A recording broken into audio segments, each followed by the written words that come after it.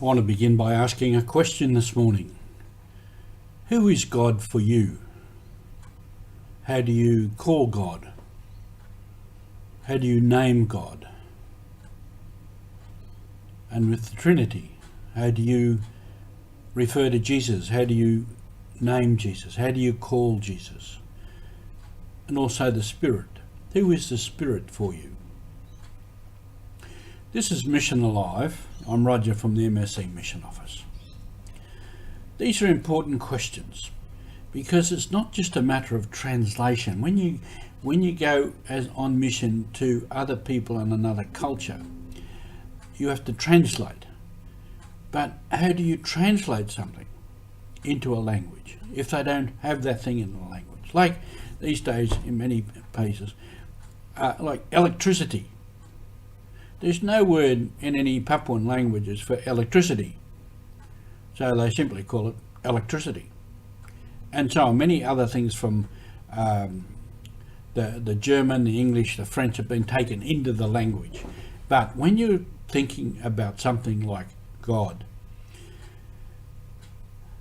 you've got to think, what are people's idea about God? Do they have some concept of God? Many people have a great sense of the spirit world, of some great spirit, and the whole spiritual world, which is not the same as ours.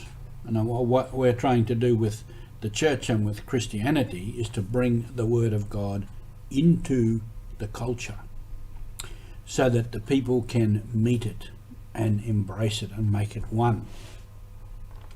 And this is important. I've spoken before, a lot of our French priests came to know the culture and the language very, very well. And in a couple of particular places, 2 different languages, there was a major spirit, a big spirit. It was sort of creator spirit, the big spirit. And the French said, no, we can't use that name for God because that was a bad spirit, wasn't a good guy. And this has been a question right down through history. And I mentioned before too, Paul, when he went to the Greeks, he simply used the word in Greek for God, which was Zeus, which later became Deus, which we still hold in Latin as the name for God. The idea was to use the word that the people knew, and then over time you re-educate them, re-catechize them towards what we mean by God. So this is a great question for us. The same as for Jesus, in some of the Papuan languages that are related, Jesus is called Lohia, which means chief. And in some other language it's Lopia, and other related Yobia. They're variations on the same name. It means chief. But interestingly, in their language, that name, Lohia, or Lopia, means good. And the young chief, when he's been initiated, the major chief, a sorcerer, instructs him and says, you remember what your name is, Lopia. And you remember that means good, so you have to be a good person, a good chief, and work for the good of your people. So the word Lopia, Lohia, Yobia, Ovia, has significance. And that's what we call Jesus. And he's been identified as chief, a good chief.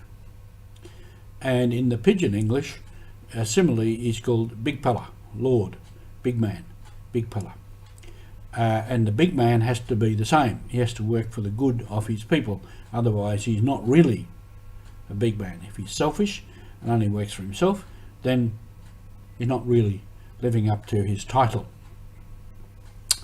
More modernly, Papua New Guinea, one stage, I don't know whether it's still true, there was a song about Jesus, and the singer called him Dust Monkey.